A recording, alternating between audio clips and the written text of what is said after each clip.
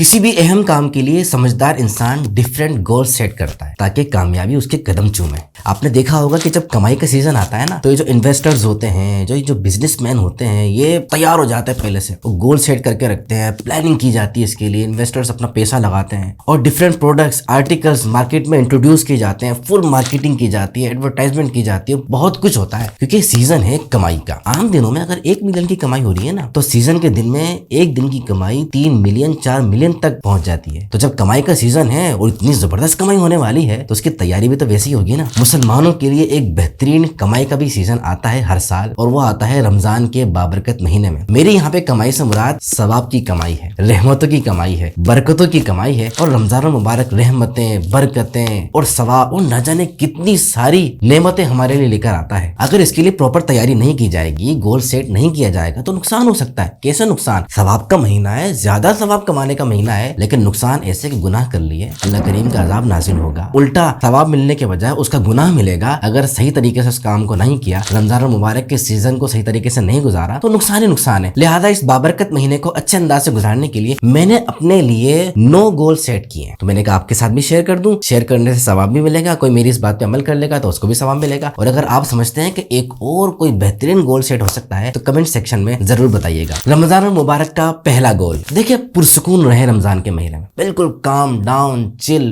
بالکل ریلیکس۔ یہ رمضان کا مہینہ ہی پرسکون رہنے کا مہینہ ہے، لیکن دیکھا یہ جاتا ہے کہ رمضان کے مہینے میں بالکل ایسا لگتا ہے کہ جیسے شیطان قید ہو جاتا ہے نا، تو سکون کو بھی ہم قید کر کے لوک لگا کے اس کی چابی سمندر میں پھینک کر آ جاتے ہیں، جبکہ رمضان پرسکون رہنے کا مہینہ ہے۔ دیکھیں افطار میں پرسکون رہیے، سحری کا ٹائم پرسکون رہیے، تراویح میں پرسکون رہیے۔ کئی بار ایسا ہوتا ہے کہ سحری کا ٹائم ختم ہو رہا ہوتا ہے اور ٹائم پہ نہ اٹھنے کی وجہ سے، لیٹ سونے کی وجہ سے، جلد بازی، ہبڑ دبڑ کی وجہ سے ٹائم ختم ہو گیا اور وہ پانی پی رہے ہوتے ہیں، کوئی نہ کوئی لقمہ چل رہا ہوتا ہے، اور ہماری اس غلطی کی وجہ سے پورا کا پورا روزہ ضائع ہو جاتا ہے۔ میرے بھائی سکون سے اچھے انداز سے تھوڑا پہلے اٹھیے۔ جو کچن میں خواتین کام کرنے والی ہیں یا مرد جو اہتمام کرنے والا ہے، پراپر سکون سے پہلے اٹھ جائیں، اچھا سا ارینجمنٹ کریں۔ 15 منٹ لیٹ اٹھنے کی جگہ 15 منٹ جلدی اٹھ جائیں گے تو سحری اچھی ہو جائے گی، آپ کا روزہ نہیں ضائع ہوگا۔ اسی طرح افطار پہ آپ دیکھیں کہ جو افطار کا ٹائم ہوتا ہے نا، اس وقت ٹریفک بہت زیادہ حادثات ہوتے ہیں۔ کیوں؟ اندھا دھند بھائی افطاری ہر ماشاءاللہ شہر کراچی میں اسپیشلی اور وطن عزیز پاکستان میں جگہ جگہ افطار کا انتظام ہوتا ہے، لیکن نہیں، میں نے تو گھر میں ہی کرنا ہے، وہ میرے پسند کی جو چاٹ بنی ہوئی میں نے تو وہی کھانا ہے۔ تو پرسکون ختم اور بے سکونی آئی تو گاڑی جو اندھا دھند چلتی ہے، کتنے حادثات ہوتے ہیں، میرے سامنے بہت حادثات ہوتے ہیں۔ میں تو ڈرتا ہوں اس ٹائم باہر نکلنے سے، اسپیشلی افطار سے کچھ لمحہ پہلے، کیونکہ فل بے سکونی ہے، جس کی وجہ سے کتنے ایکسیڈنٹ ہو رہے ہوتے ہیں۔ اور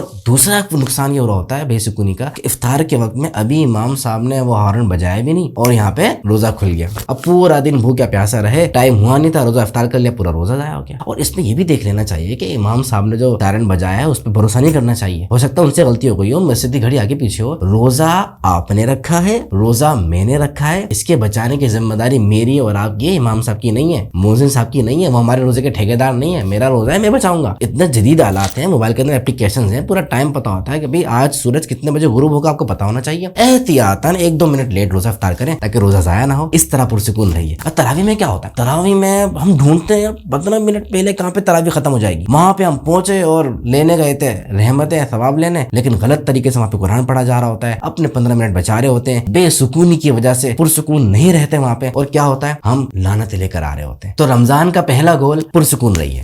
دوسرا گول یہ ہے کہ صرف بھوکا پیاسا بالکل نہیں رہے۔ کیا مطلب؟ بھائی بھوکا پیاسا نہیں رہے، رمضان میں تو بھوکا پیاسا ہی تو رہتے ہیں، روزہ تو اسی کا نام ہے۔ روزہ صرف بھوکا پیاسا رہنے کا نام نہیں ہے، روزہ تو خود یہ بتا رہا ہوتا ہے کہ دیکھو کھانا پینا، صبح کا ناشتہ، دوپہر کھانا، یہ سب چیزیں تمہارے لیے کیا تھی؟ حلال تھی، لیکن ایک اسپیسیفک مہینے کے لیے تمہارے لیے حرام کر دی گئی ہیں۔ جب ایک حلال چیز حرام کر دی گئی ہے تو جو آلریڈی حرام ہے، جو آلریڈی مکروہ ہے، جو کہ بری عادات ہیں، برے اخلاق ہیں، بدتمیزی ہے، یہ جو اتنے سارے گناہ بری باتیں ہیں جو کہ آلریڈی منع ہے، تو رمضان میں اسپیشلی روزے کے ٹائم میں تو اور بھی زیادہ منع ہو جائیں گی۔ تو کہیں ایسا نہ ہو کہ ہم بھوکے پیاسے تو رہیں لیکن ہم دیگر بہت سارے گناہ کر کے اپنے روزے کی روحانیت کو ختم کر دیں، اس کی نورانیت کو ختم کر دیں، کیونکہ بھوکا پیاسا رہنے سے، جو اسپیسیفک چیزیں ان سے بچنے سے روزہ کا فرض تو ادا ہو جائے گا لیکن ثواب ضائع ہو سکتا ہے، اس کی جو برکتیں ہمیں ملنے والی ہیں وہ ختم ہو سکتی ہیں، اور گناہ والے کام میں پڑنے سے گناہ الگ مل سکتا ہے۔ لہذا صرف بھوکا پیاسا نہ رہیے۔ لیکن یہاں پہ میں ایک اور پوائنٹ کی طرف توجہ دلانا چاہوں گا کہ کچھ لوگ ہوتے ہیں، میں نے دیکھی 1-2 ویڈیوز انہوں نے پراپر ویڈیو بنائی، ایک ایسے شخص کی ویڈیو بنائی کہ جس نے روزہ رکھا ہوا ہے لیکن وہ جھوٹ بول رہا ہے، دھوکہ دے رہا ہے، اور ایک ایسے شخص کی ویڈیو بنائی روزہ تو نہیں رکھا ہوا لیکن وہ بڑا سچ بول رہا ہے، دھوکہ بھی نہیں دے رہا، ایمانداری سے چل رہا ہے، غصہ بھی نہیں کر رہا کسی پہ، تو اس کو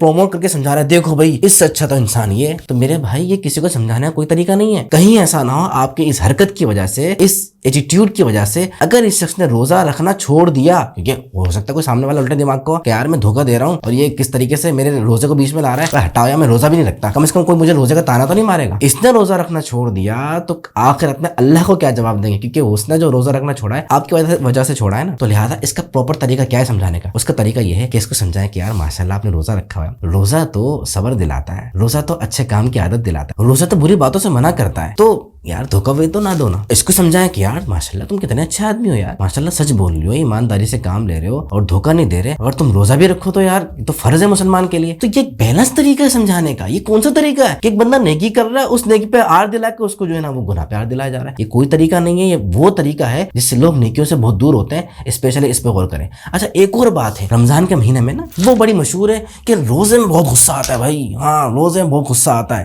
تو غصہ تو حرام ہے. غصہ حرام نہیں ہے, غصے کو حرام طریقے سے اپلائی کرنا, اس کا اظہار کرنا یہ حرام ہے. تو بڑا غصہ آ رہا ہوتا ہے. دیکھیں بالکل غلط بات ہے یہ جیسے کہتے ہیں نا غلط مشہور بات ہے. یہ ایک بات عوام میں مشہور ہو گئی ہے, تو ایک چیز جب مشہور ہو جاتی ہے نا تو کبھی اس کا امپلیمنٹ نہیں بھی ہونا ہو رہا تو ہو رہا ہوتا ہے. اب جسے مجھے روزے میں غصہ نہیں آتا لیکن ایک مشہور بات ہے جو روزے میں بڑا غصہ آتا ہے, اب کیا ہوگا, مجھے بھی غصہ آئے گا, بلا وجہ آئے گا. کیوں؟ کیونکہ ایک چیز مشہور اتنی زیادہ ہو گئی ہے. یہ غلط بات ہے, ایسا نہیں ہے. روزہ تو میرے بھائی وہ تو صبر دلاتا ہے, کیونکہ جب آپ بھوکے ہوتے ہیں تو انرجی کم ہوتی ہے. جب انرجی کم ہوتی ہے تو اس کا فائدہ یہ ہوتا ہے کہ آپ میں صبر آتا ہے, آپ پنگا نہیں لیتے, آپ بلا وجہ غصہ نہیں کرتے, آپ لڑائی پھڈے کے مول میں نہیں ہوتے, انرجی کم ہے, آپ نارمل بیٹھے ہوئے ہوتے ہیں. یہ فائدہ ہوتا ہے. تو روزہ تو غصہ کم کرتا ہے لیکن یہ مشہور کر دیا گیا ہے. تو لہٰذا ایسی کوئی بات نہیں ہے. اور اگر چلیں کسی کو غصہ آتا بھی ہے تو وہ سوچے کہ میں نے صرف بھوکا پیاسا نہیں رہنا ہے.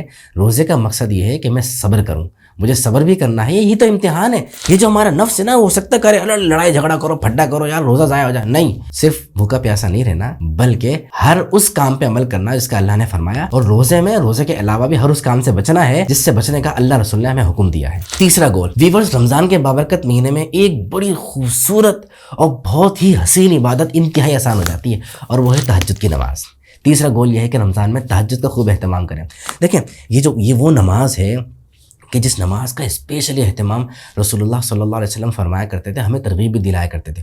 اور اس نماز کی تو ایسی فضیلت ہے کہ جب قیامت کا دن ہوگا نا تو لوگ کھڑے ہوئے ہوں گے, تو ایک کہنے والا تیز آواز سے پکارے گا, بھئی جو رات کو قیام کیا کرتے تھے, قیام اللیل کیا کرتے تھے وہ آ جائیں, یہ عبادت کرتے تھے وہ آ جائیں.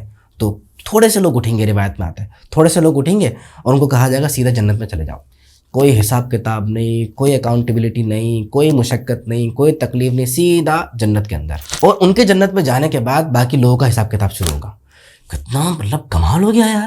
نہیں کرنا کیا ہے کہ ہم نے سونے کے بعد, عشاء کی نماز پڑھنے کے بعد جب سوتے ہیں, سونا ضروری ہوتا ہے تہجد کے لیے, اس کے بعد اٹھ کے تہجد پڑھنی ہے. اور کیا کمال ہے کہ آخرت میں بغیر حساب کتاب جنت کے اندر داخل ہو رہا ہے بندہ. ایک مسلمان کو چاہیے کیا.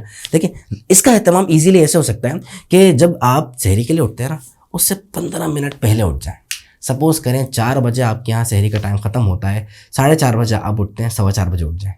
پہلے سے وضو کر لیں, 2 رکعت نفل پڑھنا ہے, اور کتنا زبردست ثواب ملے گا. ہو سکتا ہے رمضان کی برکت سے ہمیشہ ہم تہجد پڑھنے والے بن جائیں, اللہ کریم کرم فرمائے. اب بڑھتے ہیں چوتھے گول کی جانب. رمضان کا چوتھا گول ہے خوب رمضان میں دعا کا اہتمام کریں. دعا تو عبادت کا مغز ہے, یعنی عبادتیں کتنی ساری ہیں لیکن دعا کے بارے میں رسول اللہ صلی اللہ علیہ وآلہ وسلم فرما رہے ہیں یہ عبادت کا مغز ہے. اور آپ دیکھیں رمضان میں ہی ہم عموماً دعا کو چھوڑ دیتے ہیں. سحری میں کوئی دعا نہیں, صرف کھانے پینے پہ توجہ. افطاری میں کوئی دعا نہیں, صرف کھانے پینے پہ توجہ. جبکہ افطار کا جو ٹائم ہوتا ہے نا, وہ کون سا والا ٹائم؟ افطار کا وہ والا ٹائم جب ایک روزہ دار افطار کر لیتا ہے. افطار کرتے ہی جو بندہ دعا مانگتا ہے نا, یہ دعا وہ دعا ہوتی ہے جو فوراً قبول ہو جاتی ہے. انتہائی قبولیت کا ٹائم ہوتا ہے. لیکن اس ٹائم کون دعا مانگتا ہے؟ میں یہاں پہ اپریشیٹ کروں گا اسپیشلی مدنی چینل کو, اور میں نے مدنی چینل پہ دیکھا, فیضان مدینہ میں بھی یہ منظر دیکھا کہ وہاں پہ اہتمام ہوتا ہے کہ ایک آدھ کھجور کھانے کے بعد یا تھوڑا سا پانی پینے کے بعد آپ نے روزہ افطار کر لیا, ٹائم ہو گیا, اب آپ فوراً روزہ افطار کر لیا, اب فوراً خاص دعائیں. 1 منٹ 2 منٹ لگتے ہیں, خاص دعائیں مانگیں. بھلے یہ نہیں کہ آپ 10 منٹ مانگیں, لیکن کچھ تو دعا مانگیں. یہی تو کرم کی بات ہوتی ہے, اور یہی تو کرم کا وقت ہے. اس ٹائم بندہ کرم مانگ لے. اسی طرح سحری میں دعا مانگے, قرآن پاک پڑھائے, قرآن پاک پڑھنے کے فوراً بعد دعا مانگے, نماز پڑھنے کے بعد دعا مانگے.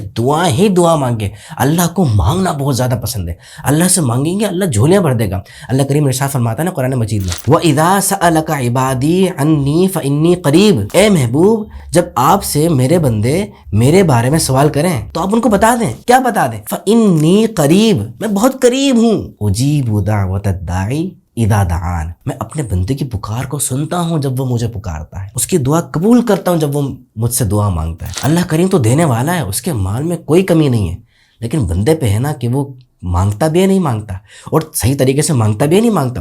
جلد بازی مچانے والا اللہ کو پسند نہیں ہے. ابھی تک دعا قبول نہیں ہوئی، میں نے تو یہ مانگا وہ مانگا. بھائی مانگتے رہیں مانگتے رہیں، ایسی دعائیں ایسی جگہ قبول ہوں گی کہ آپ حیران رہ جائیں گے. بس مانگتے رہیں، اللہ وہاں سے نوازے گا جہاں پر بندہ گمان بھی نہیں ہوتا. لیکن شرط یہ ہے جلد بازی نہیں ہونی چاہیے. تو رمضان میں دعا کا خوب اہتمام کریں. 5واں گول ہے تراویح کی ادائیگی. تراویح بہت زبردست عبادت ہے، یعنی یہ سنتے ہی اتنا مزہ آ جاتا ہے کہ ہم سے نارملی بیٹھ کے 2 صفحے قرآن پاک کے نہیں پڑھے جاتے، لیکن رمضان کی راتوں میں، راتیں بھی کون سی؟ رمضان کی، اور وہ بھی نماز کے اندر. اور نماز میں کیا سنا جا رہا ہے؟ پورا قرآن پاک. کیا مزے کو مزہ آ جاتا ہے بات سن کے ہی. یار کتنی خوبصورت عبادت ہے، اور رمضان کی اسپیشل عبادت ہے. تراویح کا اہتمام ضرور کریں. ایک تو یہ کہ یوں سمجھے کہ ہمارے لیے ایک ورزش بھی ہے، ایکسرسائز بھی ہے. کھانا ہضم ہو جاتا ہے، لوگ بیمار ہو جاتے ہیں، موٹے ہو جاتے ہیں. تراویح پڑھنے سے ایک تو ایکسرسائز ہو جائے گی، یہ تو دنیاوی فائدہ ہے، لیکن اخروی فائدہ، آخرت کا فائدہ ہے کہ قرآن پاک سننے کو مل رہا ہے. جو قرآن پاک پڑھنا نہیں جانتے، جن سے صحیح طرح قرآن پاک نہیں پڑھا جاتا، ان کو سیکھنا چاہیے. لیکن جب تک وہ سیکھ رہے ہیں، ایک موقع ہے نا کہ وہ رمضان میں سن کر مکمل قرآن پاک کر سکتے ہیں، اور مسجد کے اندر نماز کے اندر قرآن پاک سن سکتے ہیں. اور رمضان میں قیام اللیل کرنے والے کے بارے میں تو ارشاد فرمایا رسول اللہ صلی اللہ علیہ وسلم نے کہ اللہ کریم اس کے سابقہ گناہوں کو معاف فرما دیتا ہے. علماء فرماتے ہیں سابقہ گناہوں سے یعنی پچھلے گناہوں سے مراد صغیرہ گناہ ہے، کہ چھوٹے گناہ ایسے شخص کے بخش دیے جاتے ہیں. لیکن یہاں پہ وہی بات خاص خیال رکھنی ہے کہ ایسے شخص کے پیچھے تراویح نہیں پڑھنی کہ جو بالکل ہبڑ دبڑ کر رہا ہوں. میرے بھائی قرآن ہے یہ، ہم جا رہے رحمتیں لینے، لعنتیں لینے کے لیے نہیں جا رہے. صرف 5-10 منٹ نہیں بچائیں، پلیز 5-10 منٹ نہیں بچائیں، آپ 5-10 منٹ زیادہ لگا لیں لیکن رحمتیں لے کے آئیں. رسول اللہ صلی اللہ علیہ وسلم کا ارشاد ہے رب قارئ للقرآن والقرآن یلعنہ. بہت سے قرآن پڑھنے والے ایسے ہیں قرآن خود ان پر لعنت کر رہا ہوتا ہے. کون ہے یہ لوگ؟ ڈھنگ سے قرآن نہیں پڑھتے، صحیح طرح قرآن نہیں پڑھتے. آپ دیکھیں نعوذ باللہ کچھ لوگ ایسے قرآن پڑھتے ہیں کہ آپ حیران رہ جائیں، اور مجھے حیرت ہوتی ہے تو لوگ سن کیسے رہے ہیں. بھائی بائیکاٹ کریں ایسے لوگوں کا، بالکل بائیکاٹ کریں. نہیں بھائی آپ کی ضرورت ہی نہیں ہے ہمیں. اگر آپ ایسے قرآن پاک پڑھتے ہو، آپ کے لیے کوئی نیا قرآن نازل ہوا ہے جو آپ اپنے مرضی سے قرآن پاک پڑھو گے؟ جو قرآن پاک پڑھنے کا طریقہ ہے اسی کے مطابق قرآن پاک پڑھیں. ہمیں سنا ہے تو ٹھیک ہے. اگر آپ سمجھتے ہیں کہ حافظ صاحب ہمارے پاس ایسا آ گیا، دھوکہ ہو گیا، ٹینشن نہیں لیں. اگر آپ کراچی کے ہیں تو انشاءاللہ کانٹیکٹ کریں مجھ سے، میں پرووائڈ کروں گا. میں انشاءاللہ اس نیک کام میں آپ کے ساتھ دوں گا اور پرووائڈ کریں گے آپ کو حافظ صاحب، اچھا حافظ صاحب. لیکن اگر آ گئے اچھا حافظ صاحب تو یہ نہیں کہ امام صاحب جلدی پڑھیں، اگر جلدی کریں. میرے بھائی کتنے منٹ بچا لیں گے آپ؟ 10 منٹ 15 منٹ. لیکن سکون سے قرآن سنیں، اس کی برکتیں کچھ اور ہوں گی. چھٹا گول ہے روزے رکھوائیے. آپ کہیں گے ہیں روزے رکھوائیے؟ بھائی روزے رکھنے چاہیے، وہ تو فرض ہے نا، اس کو تو گول بنانے کی ضرورت ہی نہیں میرے بھائی. یہ تو فرض ہے تو رکھنے روزے رکھوائیں. دیکھیں اس وقت میجورٹی ہے وہ روزے نہیں رکھ رہی. ینگسٹرز تو روزے نہیں رکھ رہے بھائی. ابھی ہٹا کٹا نوجوان ابھی بھی بالغ ہوا ہے اور روزہ ہی نہیں رکھ رہا بھائی. پورا دن گھر میں پڑا رہتا ہے، اس سے روزے نہیں رکھے جا رہے. اور ابھی اس کو بول دیں کہ بھائی ذرا باڈی وڈی بنانے کے لیے، یا کوئی موٹا ہو گیا تو ذرا پتلے ہونے کے لیے ذرا جم جوائن کرو، وزن اٹھاؤ اور ذرا ڈائٹ پلان کرو، اس ٹائم کھاؤ اس ٹائم نہیں کھاؤ، بھوکے رہو پیاسے رہو. وہ سب کرنے کے لیے تیار ہو جائے گا، لیکن اللہ کے لیے روزے نہیں رکھ رہا. تو پلیز بالکل جسے کہتے ہیں نا کہ مہم چلا دیں، ایک مہم چلا دیں، آگ لگا دیں. بھائی روزے رکھو یار، روزے رکھو. پیار سے سمجھائیں، بتائیں کہ روزے نہ رکھنے کا نقصان کیا ہے. حضور جان عالم صلی اللہ علیہ وسلم نے ارشاد فرمایا نا، جو رمضان کا ایک روزہ چھوڑ دے نا تو سال بھر کے روزے بھی رکھے، یعنی پورے سال کے روزے رکھے. ایک روزے کا حق ادا نہیں ہو سکتا. یہ ایک روزہ اتنے کمال کا ہے رمضان کے. تو پورے رمضان کے روزے رکھنے کی مہم چلائیں، سمجھائیں. اگر آپ سمجھتے ہیں کہ گھر میں کوئی روزہ نہیں رکھ رہا تو دیکھیں بھائی کیا مسئلہ ہے اس کے ساتھ. اگر آپ پرابلم سالو کر سکتے ہو پرابلم سالو کریں، اور یہ مہم چلائیں گے تو انشاءاللہ اللہ نے آپ کو بھی ثواب ملے گا. وہ ایک اللہ والے تھے نا، تو انہوں نے بتایا کہ جی میں 25 نمازیں پڑھتا ہوں. ویسے تو نمازیں 5 فرض ہیں، لیکن میں 25 فرض نمازیں پڑھتا ہوں. جی 25 فرض نمازیں تو 5 ہے بھی آپ نے بتایا. انہوں نے کہا ایسا ہے کہ 5 نمازیں تو میں اپنی پڑھتا ہوں بھائی صاحب، 4 کو میں نے نمازی بنا دی ہے. اب وہ 4 بھی ماشاءاللہ 5 نمازیں پڑھتے ہیں، تو چونکہ میں نے نمازی بنایا. حدیث پاک میں ہے کہ الدال علی الخیر کفاعلہ، نیکی پر رہنمائی کرنے والا نیکی کرنے والے کی طرح ہوتا ہے. تو وہ نماز پڑھ رہے ہیں، ان کا ثواب مجھے بھی مل رہا ہے. تو کتنی پیاری بات ہے. کوئی آپ کی وجہ سے روزے رکھنے والا بن گیا، آپ نے اس کی کوئی پرابلم سالو کر دی، اس کو سمجھا دیا، ترغیب دلا دی، موٹیویٹ کر دیا، انکریج کر دیا،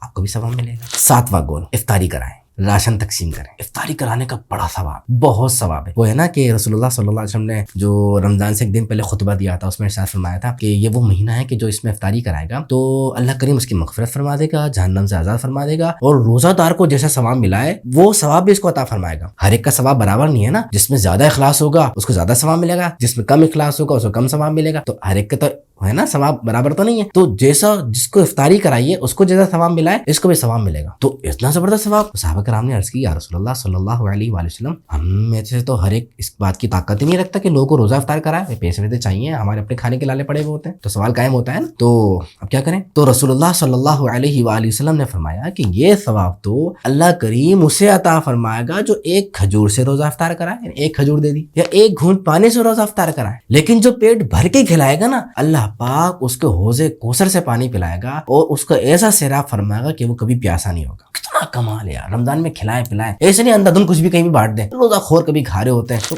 پراپر دیکھیں یار کون سے فیملی ایسی ہے جہاں پہ لوگ روزہ رکھتے ہیں اور وہ اچھی افطاری ارینج نہیں کر سکتے, وہاں اس گھر تک پہنچا دیں. اپنے محلے میں ایسی مسجدوں کو جانتا ہوں, کچھ مسجدوں میں تو ماشاءاللہ بہت آتا ہے, لیکن کچھ مسجدوں میں واقعی نہیں آتا. پراپر دیکھ لیں کہ وہاں کے امام صاحب کے گھر میں, وہاں پہ جو نمازی آتے ہیں ان کے لیے کچھ ارینجمنٹ ہے نہیں ہے, اگر نہیں ہے تو وہ کر دیں. کچھ ایسے مدرسے میں جانتا ہوں وہاں پہ اسٹوڈنٹس وہاں پہ رمضانوں میں رہتے ہیں, پڑھائی کرتے ہیں, تعلیم حاصل کرتے ہیں, لیکن افطاری کے لیے ان کے لیے اچھا اہتمام نہیں ہوتا.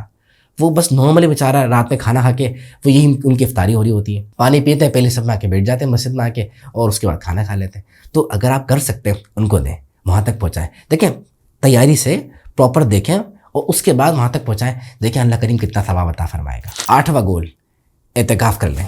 رمضان کا جو آخری عشرہ ہوتا ہے نا, اس میں اعتکاف کیا جاتا ہے, اور یہی وہ عشرہ ہے جس میں شب قدر ہے. اعتکاف کا اہتمام ہوتا ہی اس لیے تاکہ شب قدر ہمارے پاس سے مس نہ ہو جائے. رسول اللہ صلی اللہ علیہ وسلم پراپر اہتمام فرمایا کرتے تھے اور رمضان کے آخری عشرے کا اعتکاف کیا کرتے تھے. اور یہ جو رات ہے شب قدر, یہ 1000 مہینوں سے بہتر رات ہے.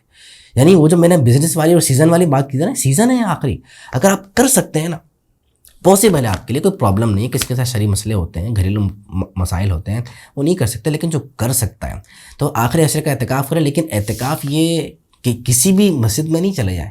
دیکھیں اعتکاف وہاں پہ ہو جائے گا, لیکن بات سمجھیے گا میں جو کہنا چاہ رہا ہوں وہ یہ ہے کہ دیکھیں اس وقت علم کی بہت زیادہ کمی ہے. ہمیں پراپر وے میں مسجدوں کا اہتمام نہیں آتا, عبادت کے بارے میں معلومات نہیں ہوتی. آپ کسی ایسی مسجد کا انتخاب کریں کہ جہاں پہ علماء موجود ہوں, جو گائیڈ بھی کر رہے ہوں, سکھا رہے ہوں, کچھ قرآن بھی سکھا رہے ہوں, کچھ دعائیں سکھا رہے ہوں, کوئی فرض علوم سکھا رہے ہوں, کوئی وہاں بیانات بھی ہو رہے ہوں. فیضان مدینہ بہت خوبصورت جگہ ہے. اس کے علاوہ بہت ساری جگہ پہ اعتکاف ہو سکتا ہے. اگر پاسبل ہو تو وہاں پہ اعتکاف کریں. اس کا فائدہ یہ ہوگا کہ جب آپ 10 دن بعد نکلیں گے نا وہاں سے, آپ کہیں گے یار مزہ آ گیا, بالکل بہترین طریقے سے عبادت بھی ہوئی اور بہت کچھ سیکھنے کو بھی ملا. تو اعتکاف کا جو پراپر فائدہ ہے وہ اسی طریقے سے انشاءاللہ ہمیں ملے گا. اور خواتین جو ہے وہ گھر میں اعتکاف کر سکتی ہیں. اور اعتکاف کے حوالے سے پراپر میں انشاءاللہ ایک گائیڈ لائن ویڈیو بناؤں گا, اور یہ انشاءاللہ آخری عشرے سے 4-5 دن پہلے انشاءاللہ اپلوڈ ہو جائے گی. تو جو اعتکاف کرنا چاہتے ہیں وہ ضرور دیکھیے گا, انشاءاللہ بہت کام آئے گا. کیونکہ میں 8-10 سالوں سے لوگوں کی ٹریننگ کرانے کے لیے مختلف مسجدوں میں جاتا ہوں, تو بہت کچھ سیکھا ہے. وہ ایکسپیرینس انشاءاللہ میں آپ کے ساتھ ضرور شیئر کروں گا. اب ہے آخری گول, اور وہ بڑا اہم ہے. اس سے پہلے ایک حدیث پاک سن لیں. رسول اللہ صلی اللہ علیہ وآلہ وسلم ارشاد فرماتے ہیں, صوموا تصحوا, روزہ رکھو صحت یاب ہو جاؤ گے. لیکن ہوتا یہ ہے کہ جب رمضان آتا ہے, رمضان کے بعد تو اور بیمار پڑ جاتے ہیں. تو میرے بھائی آخری گول یہ ہے کہ کھانے کا, اپنی صحت کا, اپنی جان کا خیال رکھیے. دیکھیں پورے سال بھی جو ہم نے اوٹ پٹانگ چیزیں نہیں کھائی ہوتی, بد پرہیزی نہیں کی ہوتی, وہ ہم رمضان میں کر رہے ہوتے. اینڈ میں دیکھیں ڈاکٹرز کے رش, ہاسپٹلس میں رش, پیٹ خراب, عبادت ہو نہیں رہی, کئیوں کے روزے چھوٹ رہے ہیں, تراویح نہیں ہو رہی, کام نہیں ہو رہا, بیمار جگہ جگہ بیمار پڑے ہوئے. کیوں بھائی یار وہ اصل میں روزہ رکھ لیا تھا نا تو بیمار ہو. نہیں بھائی, رسول اللہ صلی اللہ علیہ وسلم فرما رہے ہیں کہ روزہ رکھو صحت یاب ہو جاؤ گے. آپ کہہ رہے کہ روزے سے بیمار ہو گئے, روزے سے بیمار نہیں ہوئے. کوئی نہ کوئی غلطی ایسی کر دی, اپنے جان کے ساتھ ظلم کر ڈالا کہ بیمار ہو گئے. دیکھ لیں, خوب پڑھنگ پکوڑے کھا لیں, گھٹیا تیل استعمال ہو رہا ہے, پاپڑیاں چل رہی ہیں, بازار کی چیزیں چل رہی ہیں, تو دہی بڑے بھی, تو چنا چاٹ بھی, تو یہ بھی, وہ اگڑم چھگڑم سب پیٹ میں جا رہا ہے. اندر جنگ چل رہی ہے, اور جنگ کا تو اثر باہر تک ہوتا ہے, وہ ہو رہا, بندہ بیمار پڑ رہا. پھر عید بھی خراب, عبادت الگ خراب, یعنی سارا سیزن سب آپ کا خراب ہو گیا. تو پلیز رمضان ڈائٹ پلان کیجیے اچھا سا. آپ دیکھیں آپ کو کیا موافق ہے, آپ کی صحت کے لیے کیا بہتر ہے, وہ کھائیں. اتنا کھائیں کہ جتنا آپ کو ضرورت ہے. وہ نا اینڈ میں جب سحری کا اینڈ ہو رہا ہوتا ہے تو گڑ کر کے پانی پی رہے ہوتے ہیں. میں ایک پروگرام میں بیٹھا ہوا تھا, تو ہمارے ساتھ ڈاکٹر بھی تھے. ڈاکٹر سے میں نے سوال کیا کہ جو بہت سارا جیسے اینڈ میں پانی پی لیتے ہیں, یار چلو بہت سارا لانگ ٹائم گزارنا ہے تو وہ کور کر لے گا. کہہ رہے ہیں کہ ایسا کوئی فائدہ نہیں ہے, سب بیوقوفی, وہی سرکولیشن ہوتی رہے گی. اب جو ایکسٹرا پیا ہے نا وہ اوور فلو ہے, وہ تھوڑی دیر بعد پیشاب آئے گا, بھیجا گا, سب ختم برباد. ایسا کوئی فائدہ نہیں ہے. لہٰذا نارمل رہیں, کام ڈاؤن رہیں, اور کھانے کا صحیح ارینجمنٹ کریں, پانی کا صحیح اہتمام کریں, تاکہ آخر میں بیمار نہ ہو. اللہ کریم ہمارا رمضان اچھا بنائے, خوبصورت بنائے, رحمت والا بنائے, اور اس رمضان آپ کی, میری, ہم سب کی مغفرت فرمائے. اپنا خیال رکھیے گا.